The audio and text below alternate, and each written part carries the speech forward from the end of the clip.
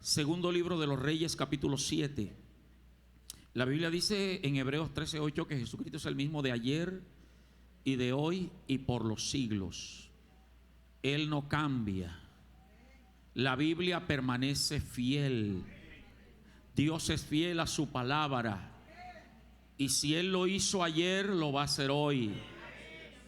Si lo hizo en otros, lo va a hacer en mí. ¿Alguien lo declara? Yo creo que hoy es un día trascendental. Mire, permítame darle este consejo. No se pierda ninguno de los cultos a partir de hoy, antes que termine el año. Porque Dios ha dado algo para cada día poderoso. Y lo de hoy depende de usted y de mí que Dios lo haga. Porque las promesas están dadas. Somos usted y yo los que determinamos qué va a pasar. Porque Dios es fiel a su palabra.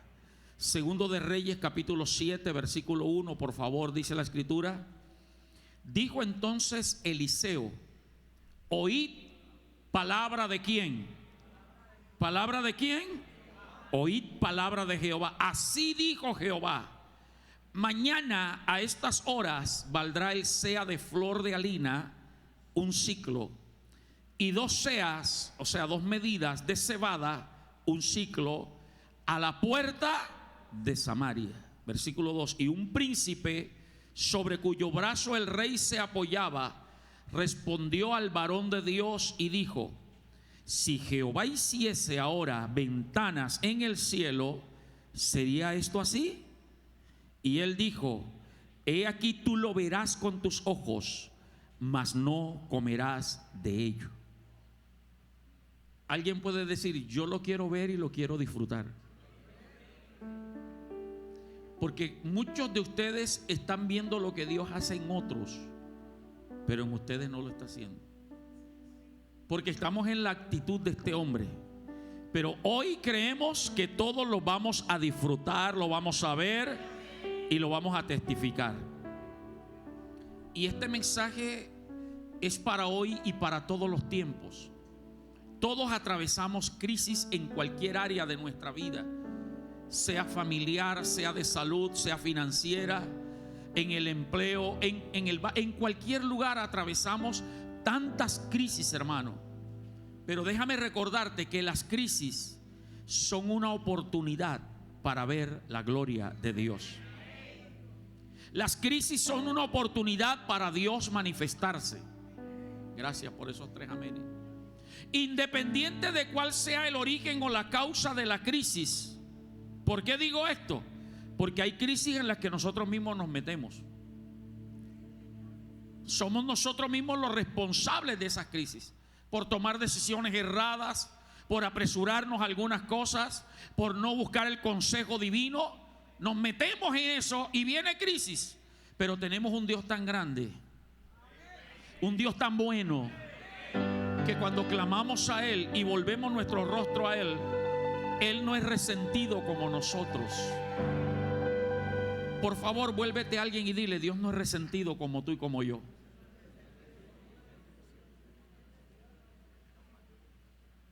O permítame decirlo: Dios no es resentido como las mamás.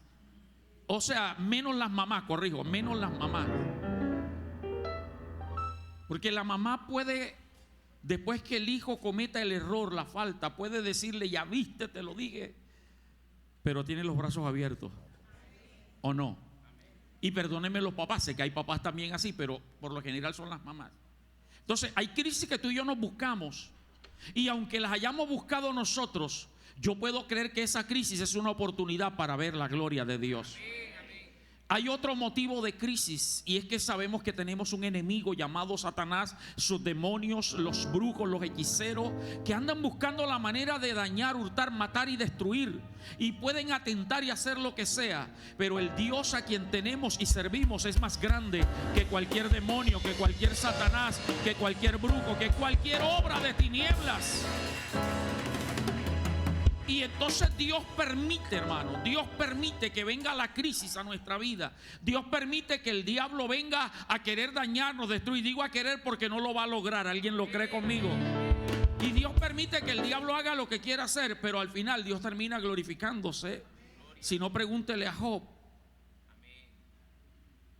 el responsable de la tragedia de Job, de perder los 10 hijos, de quedar en la ruina, de quedar enfermo de la cabeza a los pies, de que sus amigos lo aborrecieran y le dijeran: eres un pecador, por eso te está viniendo tan grande desgracia, y que aún su mujer le dijera: maldice a Dios y muérete.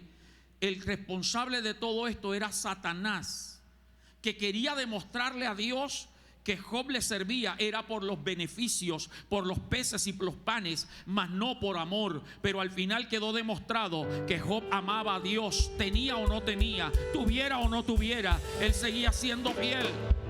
Y fue la oportunidad para que Job conociera al Dios que amaba y servía sin conocerle.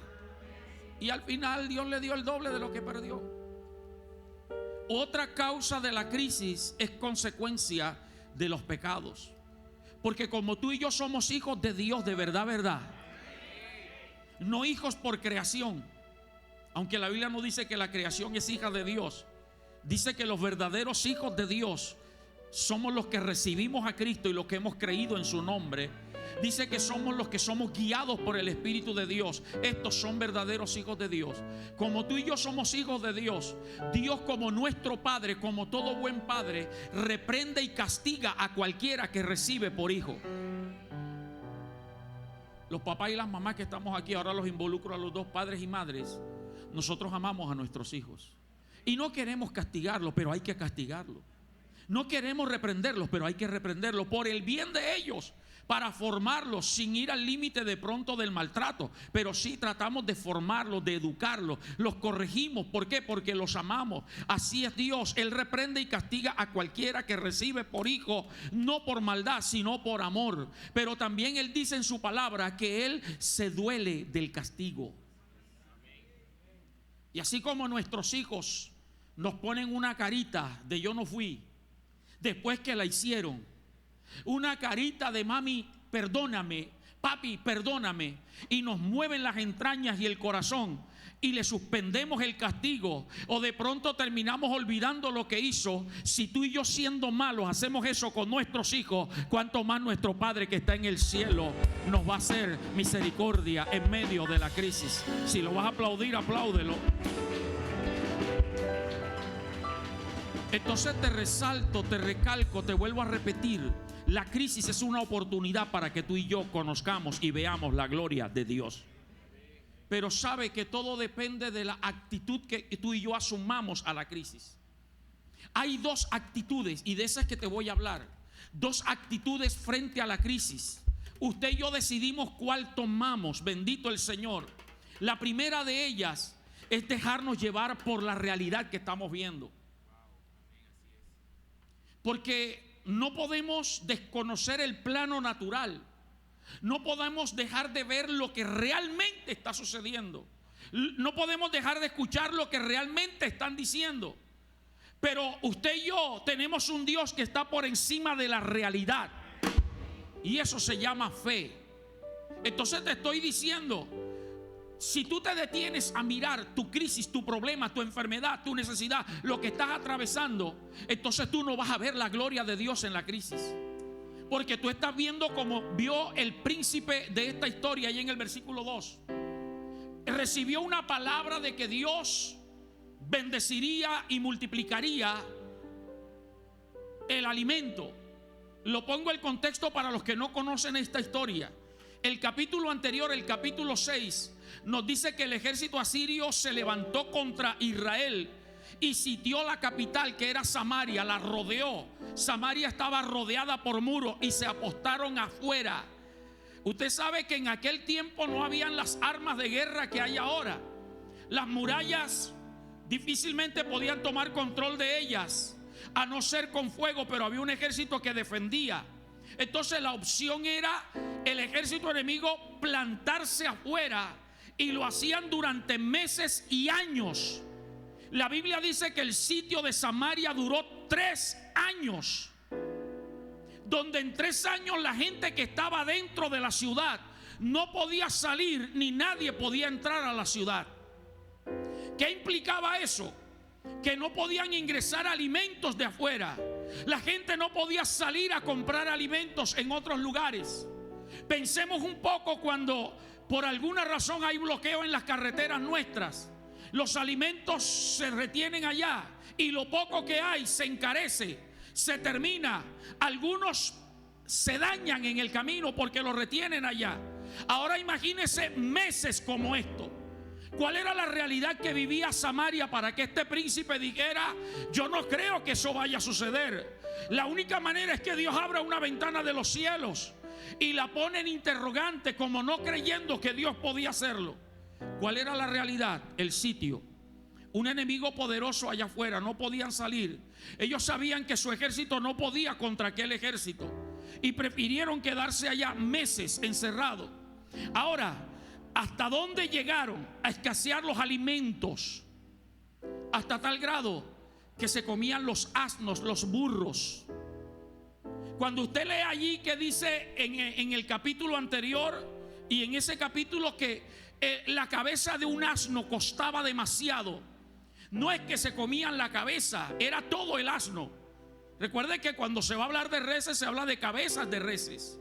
Entonces se refería a todo, pero el problema no era comer burro, porque sin tú saberlo, alguna vez has comido burro. Sin tú saberlo, alguna vez has comido caballo. ¿Usted recuerda de aquel famoso caballo que yo les hablo cuando empecé mi ministerio en Planeta Rica, por allá por Los Azules? ¿Cómo se llamaba? Todos los días.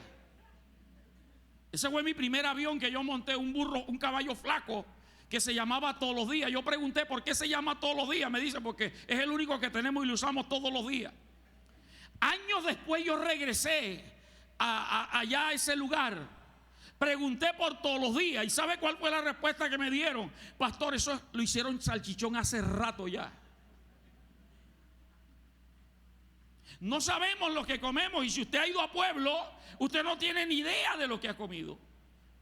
Yo le agradezco a Dios que cuando viví en Planeta Rica, pastoreé en Planeta Rica, en la iglesia asistía un matarife, uno que trabajaba en el matadero, y él me dijo: pastor, no, el sobrino mataba y él tenía una carnicería. El de la carnicería me dijo: pastor, cuando usted venga a comprar carne, que yo le haga así, no compre carne en todo el pueblo.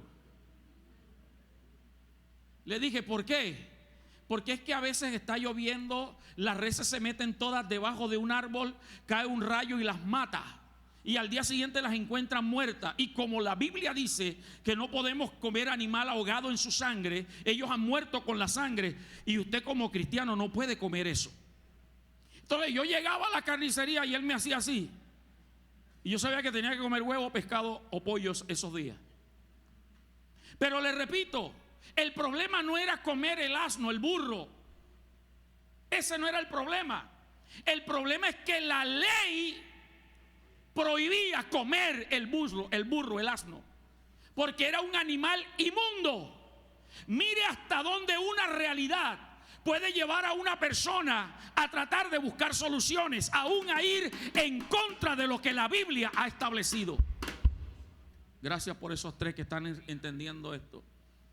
Mire, porque es que hay algunos que dicen creer en Dios, pero cuando tienen una enfermedad, un dolor, un problema, van donde el brujo, donde el hechicero, donde el sobandero. Ay, que es que ya me duele mucho, y usted no tiene ni idea del rezo que el sobandero le está haciendo y de las maldiciones y las ataduras que le está lanzando.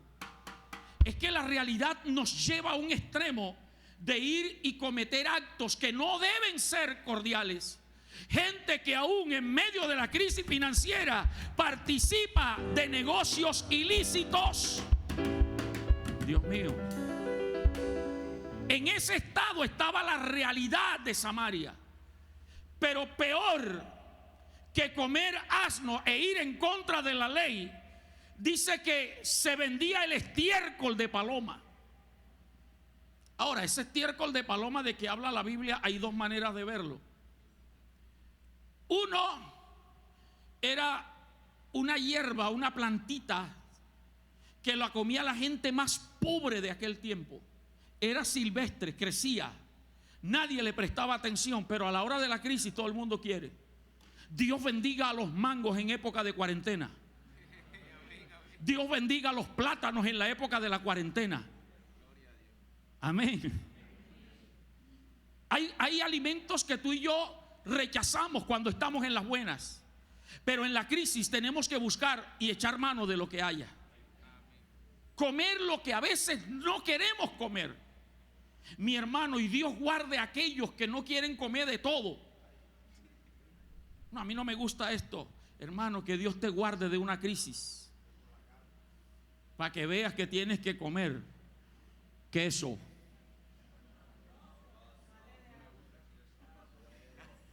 agua,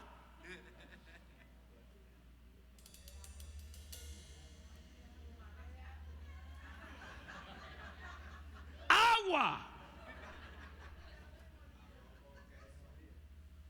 Pero a donde voy, más allá, no solamente se refería a una hierbita. Ese estiércol de paloma era real, el estiércol de paloma, pero no era para comérselo, era como combustible. Combustible. Como no podían salir de la ciudad a cortar leña para cocinar, entonces el combustible era el estiércol de paloma. O sea que les tocaba cocinar con eso. ¿A cuánto le gustaría comerse un sancocho?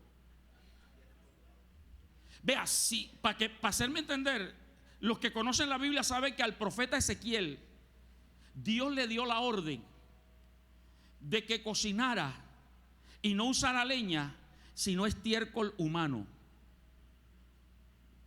Que comiera con estiércol humano como se llama, como combustible, como gas, como leña. Él le dijo: Señor, jamás he pasado cosa inmunda. ¿Y cómo me pides que yo coma estiércol de humano? Dios le dijo: ok, estiércol de buey entonces. Porque Dios quería enseñar algo. No es que él estaba en necesidad, sino que quería enseñar algo al pueblo y hablarle a Israel a través de eso. Pero me estoy haciendo entender cuál era la realidad que este hombre estaba viendo. Déjame el texto, por favor, no me lo quites. Por eso él dice: solo que Jehová abra ventanas en los cielos. Hay una crisis tan tremenda. ¿Cómo tú, profeta, vienes a decir que Dios va a multiplicar, que va a haber alimento en abundancia? Y si hasta aquí comer asno y estiércol de paloma le parece grave, todavía hubo algo más grave. La Biblia menciona un solo caso, pero tal vez hubo muchos donde se comían a los hijos. Tanto que fueron donde el rey, porque dos vecinas se pusieron de acuerdo: tenemos hambre, no hay nada que comer, no tenemos plata para el asno, así que lo único que nos queda son nuestros hijos. Hoy nos comemos el tuyo y mañana nos comemos el mío. Y una se dio y se comieron el hijo de una. Al día siguiente la otra lo escondió. Mire hasta dónde, hermano, una crisis puede llevarnos a tomar decisiones. Pero qué bueno que estoy en el lugar correcto, con la gente correcta, para decirle que hay un Dios que te puede sacar de la crisis y que puede hacer cosas grandes. Dejemos allí, luego volvemos a esa historia, porque hay otra historia en Génesis 18, ya te digo el versículo. Sara nos muestra que también podemos ver la realidad desde nuestro punto de vista. Jehová hablaba con Abraham y vinieron 3 ángeles. Abraham sale a prepararles comida, empieza el diálogo y Dios empieza a hablarle de que Sara engendraría. Génesis 18:10, por favor. Génesis 18:10 le dice Jehová a través de los ángeles: de cierto volveré a ti, y según el tiempo de la vida, es decir, en 9 meses, he aquí que Sara tu mujer tendrá un hijo. ¿Y qué hacía Sara? Escuchaba a la puerta de la tienda. O sea que eso de que las mujeres estén escuchando las conversaciones de los maridos no es nuevo. Me están mirando feo las mujeres, vamos a dejarlo ahí. Sara estaba detrás de él. Y Abraham y Sara eran ¿qué? Eran ¿qué? Viejos, de edad avanzada, o sea, súper viejos. Y a Sara se le había cesado ¿qué cosa? O sea, ya no menstruaba. Es decir, era menopáusica. Versículo 12. ¿Qué hizo Sara? Se rió. Pues Sara entre sí dijo: después que estoy vieja, podré furunguear con mi marido. La viejita no pensó en su edad ni en su estado menopáusico, sino en el deleite sexual. La realidad era que Sara era viejita. La primera vez que Dios le habló a Abraham, en el capítulo 12 de Génesis, Sara tenía 60 años. Ahora que Dios vuelve a hablarle a Abraham, Sara tiene 90 años. Si Dios le prometió a los 60 años un hijo, tal vez todavía había un poco de esperanza.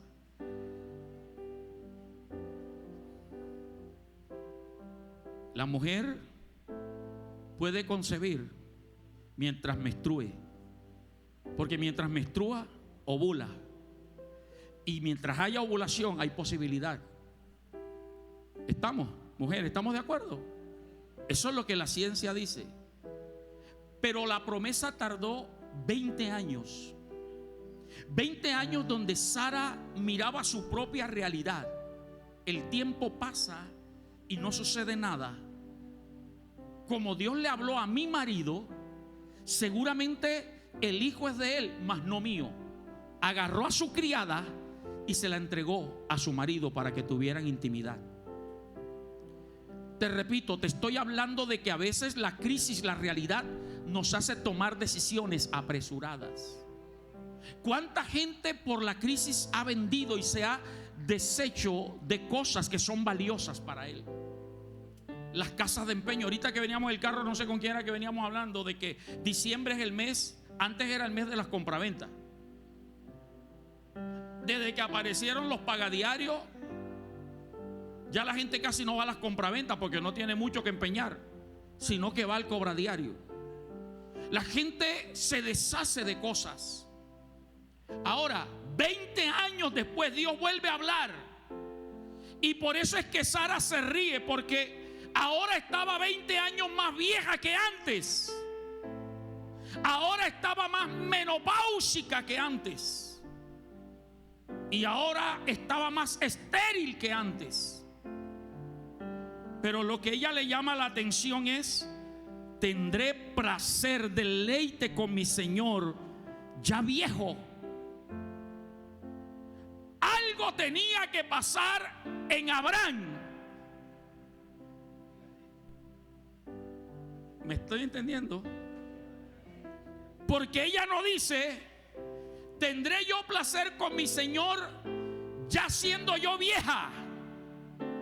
¿A quién se refirió? Y usted sabe que los hombres después de cierta edad, la gloria empieza a bajar. Esa era la realidad que ella vivía. Dejémosla allí. Vamos a otro caso de la realidad. Números capítulo 11, versículo 21.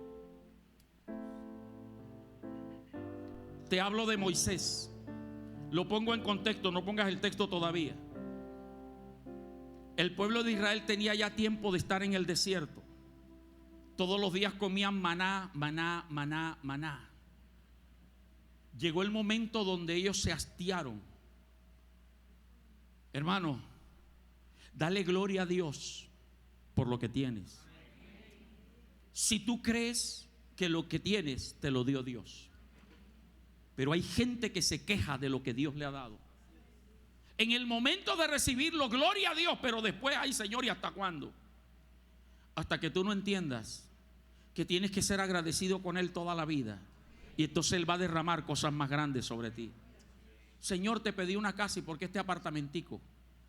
Muchos quisieran lo que tú tienes. Por eso Dios le dice: te di a comer maná que ni tú ni tus padres conocían.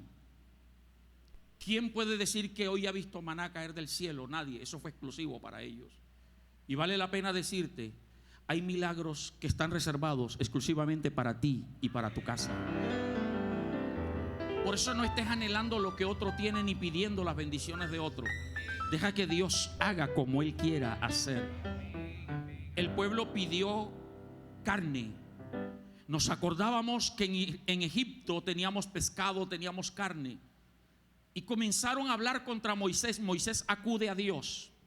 Y como Dios es rápido para responder, porque claman los justos y Jehová los oye. Nunca dude de que Dios lo escucha y que Dios le va a responder. Jehová le envía la palabra. Números 11:21. Dios le dijo que les daría carne. Y Moisés dijo: somos 600,000 de a pie, en medio del cual yo estoy. 600,000. Y tú dices: les daré carne y comerán un mes entero. La lógica decía: estamos en el desierto. Y como Dios es tan exageradamente glorioso, no le dijo un día, un mes completo. Y eso no cabía en la cabeza de Moisés. Señor, ¿de dónde vamos a sacar comida? Hermano, tú no te preocupes. Deja que Dios haga como Él quiera. Si Él hoy ha dicho que lo va a hacer, Él verá a ver cómo lo hace, pero yo lo creo que lo hará. Pero recibimos el dictamen médico y lo primero que pensamos es en ir donde otro médico a buscar una segunda opinión, o ir donde el alemán que es famoso allá, el médico de Rafa. Y se nos olvida que el que creó el alemán y los demás médicos es el que tiene la respuesta y tiene la solución. Tenemos una crisis financiera y empezamos a pensar: Señor, usa Arsení, que recibió las primas y debe estar guardadito. Y resulta que Arsení tiene a las primas más comprometidas ya. Todas están casadas, ¿verdad? Entonces Carlito también. Entonces allá la hermana Teresita y el otro y el otro. Y se nos olvida que nuestro Padre Celestial es el dueño del oro y de la plata. Es el dueño de la tierra y su plenitud y todos los que en él habitan. Hermano, el problema nuestro es que queremos meter a Dios en nuestra mente finita, meterle lógica a los milagros. ¿Cómo será? ¿Cómo lo va a hacer? Y eso fue lo que le pasó a Moisés. Hablamos tanto de las cosas buenas de Moisés, pero aquí Moisés está mostrando que no le creía al Dios que pudo abrir el mar rojo en dos. Moisés no le creía al Dios que los sacó con mano fuerte de la cautividad de Egipto. Por eso le estoy hablando a toda la iglesia, a aquellos que ya hemos visto milagros y a la hora de enfrentar la crisis se nos olvida que ya Dios lo hizo en el pasado, y si lo hizo ayer, lo hará hoy y lo hará mañana y lo seguirá haciendo. Aleluya. ¿Cómo va a pasar eso? 22. Mire la duda de Moisés. ¿Se degollarán para ellos ovejas y bueyes que les basten? En otras palabras, no alcanza. Son 600,000 hombres de a pie. Ahora mete a los ancianos, mete a los niños, mete a las mujeres. ¿De dónde vamos a sacar? Tendremos que acabar. ¿Y de dónde? Y tú dices que un mes completo. Y todavía aumenta y dice: se juntarán para ellos todos los peces del mar para que tengan abasto. No alcanzan los peces del mar, le dice Moisés. Hermano, todos dudamos en algún momento, todos temblamos, pero para eso la palabra de Dios llega, para fortalecernos. Entonces te repito, tu primera actitud ante la crisis es hacer lo que hizo este príncipe, lo que hizo Sara y lo que hizo Moisés. Dejarte llevar por la realidad y creer que no puedes hacerlo, que nada va a pasar y que ni Dios es capaz de hacerlo. Pero podemos tomar la segunda actitud, que que es la que yo quiero, la que yo tengo y la que quiero transmitirte. Creerle a Dios y creerle a su palabra profética, creerle a los profetas de Dios. Esa es la segunda actitud. Yo agarro esta: creerle a Dios y creerle a sus profetas. Y eso se llama fe. Y cuando usted tiene fe, la fe no mira la realidad, la fe no mira el cómo, la fe no mira el cuándo. La fe solo cree que Dios es todopoderoso y que si Él lo dice, Él lo hace, porque Él no es hombre para mentir, ni hijo de hombre para arrepentirse. Solo hay que creer y esperar. Solo hay que creer y esperar. Volviendo a Segundo de Reyes capítulo 7, el caso del príncipe que leímos al comienzo, Dios le demostró que para hacer un milagro Él no necesita abrir ventanas en los cielos. O sea, lo que este príncipe imaginaba era que Dios abriera una ventana y empezara a caer harina, a caer comida de allá. Él decía: es la única manera. Dios es multiforme. Déjalo que Él sea Dios, que Él haga como Él quiera. Tú solo cree y verás la gloria de Dios. Dios le demostró, hermano, que cuando Él va a bendecir a un hijo suyo, Él usa a veces la manera que menos tú y yo esperamos. ¿Y sabe a quién usó? A 4 leprosos. Conoce la historia, ¿verdad? Mientras el pueblo estaba encerrado por el sitio del ejército enemigo, fuera de la ciudad, ¿habían cuántos leprosos? 4. Los leprosos no podían vivir dentro de la ciudad por su condición inmunda, porque no les era permitido por la ley. Así que ellos estaban fuera de la ciudad y ellos dijeron: no podemos acercarnos a la ciudad porque allí no hay comida y ahí moriremos. Si nos quedamos aquí también moriremos. ¿Por qué no vamos donde el ejército enemigo? Tal vez ellos tengan misericordia, nos den comida. Igual, si nos matan aquí, allá o donde ellos, vamos a morir. Estaban resignados. Pero ¿sabe qué es lo que me impresiona? Lo que voy a decir no está en la Biblia, claro. Esto es primera de Jonathan 4:8. A mí me gusta hacer aclaraciones. Esto no está en la Biblia, Pastor Wilfran, pero yo me imagino, óigame bien. ¿Sabe quién era uno de esos 4 leprosos? Giesi, el criado de Eliseo. En el capítulo anterior, 2 capítulos anteriores, en el 5, usted conoce la historia de Giesi, cuando Dios sanó a Naamán de su lepra. Y entonces Giesi engañó a Naamán diciéndole: vengo de parte de mi señor, que le mandes el oro y los vestidos porque llegaron visitas, cuando Eliseo no lo había mandado. Cuando llegó, escondió que nadie lo viera, pero Jehová lo había visto y se lo reveló al profeta Eliseo. Y Eliseo le dice: ¿de dónde vienes, Giesi? No, vengo de estar por allí. No estaba contigo mi espíritu cuando estabas estafando a Naamán, quitándole en mi nombre la ropa y el oro. Ahora la lepra de Naamán se te pegará a ti. ¿Y dónde tenía que estar Naamán entonces? Afuera. O sea, les repito, la Biblia no lo dice. Pero yo creo que tanto andar Giesi con Eliseo le hizo tener fe. Y aunque la gente esté en pecado y desechada, puede ser instrumento de Dios para bendecir a otros. Los leprosos eran inmundos, gente rechazada. Permítame recordarle este testimonio que yo le he dado tantas veces. Yo soy de los que creo que cuando Dios va a usar a alguien para bendecirte, usa hasta el mismo diablo para bendecirte. ¿Recuerda ese testimonio? ¿No lo conoces, Merle? Una vez en una escuela dominical, una anciana pidió al pastor que le permitiera hablar, dar un testimonio. El pastor le cedió el testimonio. Y la anciana comenzó a decir: le doy gracias a Dios porque me ha sustentado. Estoy en crisis financiera, no tengo nada que comer. Cuando salga de aquí no hay comida, no desayuné, no hay nada, no hay plata. Y ella decía: y no estoy diciendo esto para que usted me dé plata ni me recojan una ofrenda. Mire la fe de esta mujer. Y dijo ella: no acepto que al salir alguien me dé dinero, porque no estoy pidiendo, lo que quiero es que usted ore por mí, decía ella.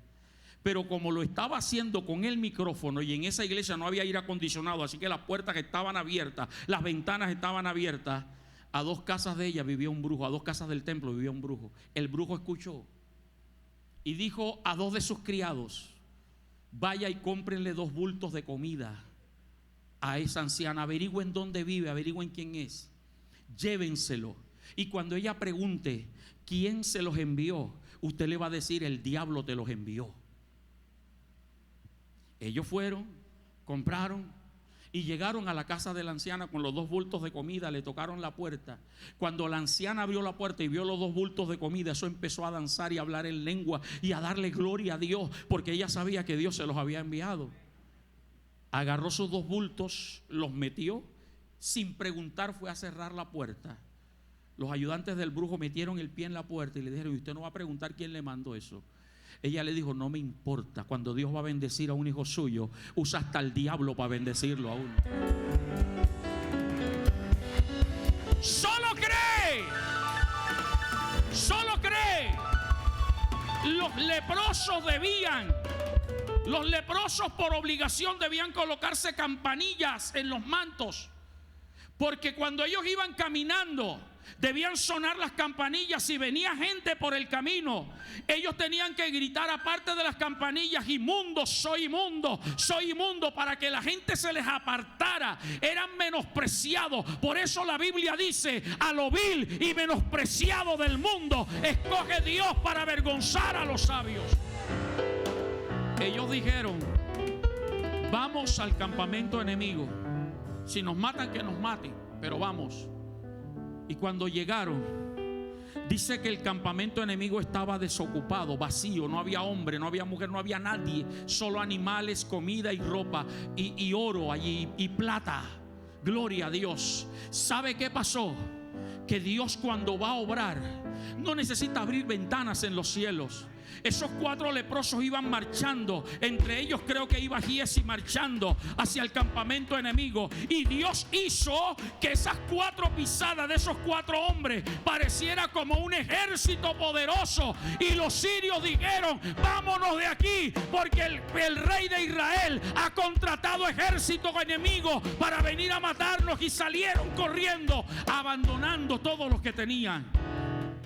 Amada iglesia, yo creo en el poder de Dios.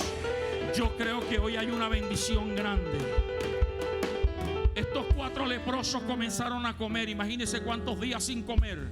Comenzaron a comer y se metieron en una tienda del ejército enemigo. Encontraron vestidos hermosos, oro, plata, lingotes, gloria a Dios, y los guardaron. Y volvieron a entrar a otro, pero uno reaccionó, y me imagino que fue Giesi. Giesi dijo: no estamos haciendo bien. Nuestros hermanos están pereciendo de hambre y nosotros aquí disfrutando. Vamos y demos la noticia, no sea que nuestro pecado nos alcance. ¿Se da cuenta por qué le digo que podía ser Giesi? Ya él sabía que el ser egoísta, el ser vivo, podía traer consecuencias. Y fueron y dieron aviso. Una historia bien bonita ahí, pero la resumo. Cuando el pueblo vio eso, capítulo 7 de Segundo de Reyes, versículo 16. 7:16. Entonces el pueblo salió. ¿Y qué hizo? Saqueó el campamento de los sirios, y fue vendido un seah de flor de harina por un siclo, y 2 seas de cebada por un siclo, conforme a la palabra de Jehová. Y el rey puso a la puerta a aquel príncipe sobre cuyo brazo él se apoyaba. ¿Y qué pasó? Y lo atropelló el pueblo a la entrada, y murió conforme a lo que había dicho el varón de Dios, cuando el rey descendió a él. Murió el hombre, porque no lo creyó. Yo sé que todos hemos visto por televisión los viernes negros en Estados Unidos, que sí son viernes negros de verdad, ¿verdad? La semana negra, no como aquí, que 2 semanas antes le suben el precio a los artículos. Menos mal que eso no lo hacen en Comfort Fresh. Le suben el costo, ni en la Suzuki tampoco, sí. Y entonces cuando llega el Viernes Negro, supuestamente lo bajan a la mitad, el mismo precio. Allá de verdad, sí. Si alguno aquí es comprador impulsivo, saque su visa y vaya para allá. Porque aún lo que usted no necesita lo va a comprar. A mí me pasó una vez, bueno, se lo dejo ahí. No necesitaba, pero vi, hermano, que estaba, y en Panamá también. Pero mi esposa tuvo una experiencia en Nueva York. Hay unos almacenes donde el cambio de temporada hace que saquen la ropa y la recojan, la ropa que ya es de verano, y la ponen a bajo costo.